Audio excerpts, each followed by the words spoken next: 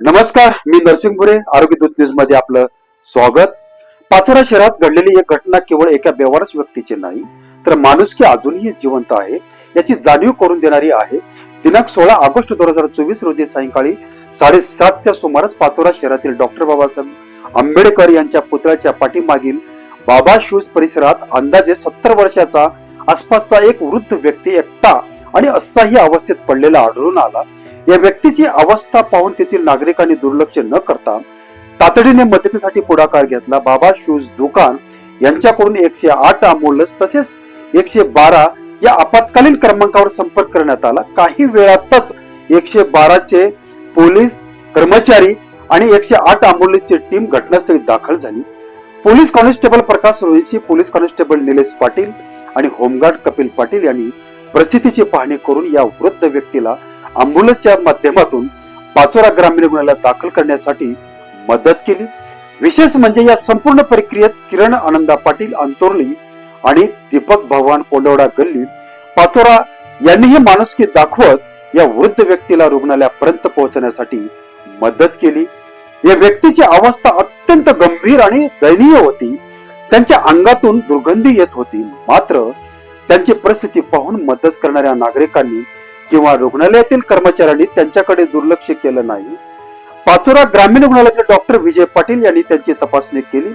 तसेच पूनम सिस्टर, अश्विनी पाटील आणि दीपक मोरे यांनी या रुग्णाची स्वच्छता करून आवश्यक उपचार आणि वैद्यकीय मदत केली. त्यानंतर पुढील उपचारासाठी या वृद्ध व्यक्तीला 108 अँब्युलन्सच्या माध्यमातून जळगाव येथे रवाना करण्यात आलं. ही घटना आपल्याला एक अतिशय महत्वाचा प्रश्न विचारते. एखादी व्यक्ती रस्त्यावर असह्य अवस्थेत दिसली तर आपण फक्त पाहत राहायचं का? नाही, आपण त्याला मदत करू शकतो. 112 वर पोलिसांना फोन करू शकतो. 108 वर अँब्युलन्सला फोन करू शकतो.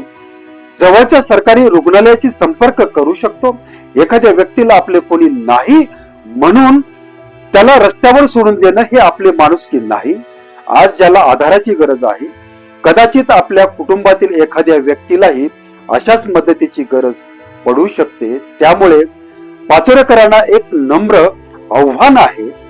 रस्त्यावर वृद्ध, आजारी, बेवारस किंवा असहाय्य व्यक्ती आढळली तर दुर्लक्ष करू नका.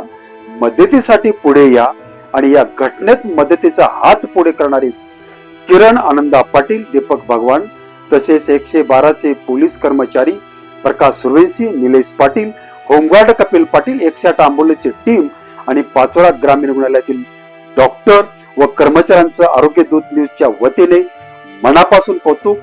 शेवटी एक महत्वाचं आव्हान, या वृद्ध व्यक्तीला कोणी नातेवाईक, परिचित किंवा कुटुंबीय ओळखत असतील तर त्यांनी पुढे येऊन त्यांची भेट घ्यावी आणि त्यांच्या कुटुंबियांशी संपर्क साधावा.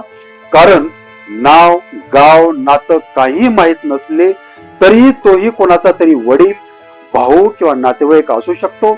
माणुसकी जपा, मदतीचा हात द्या आणि गरजू व्यक्तीला एकटं सोडू नका.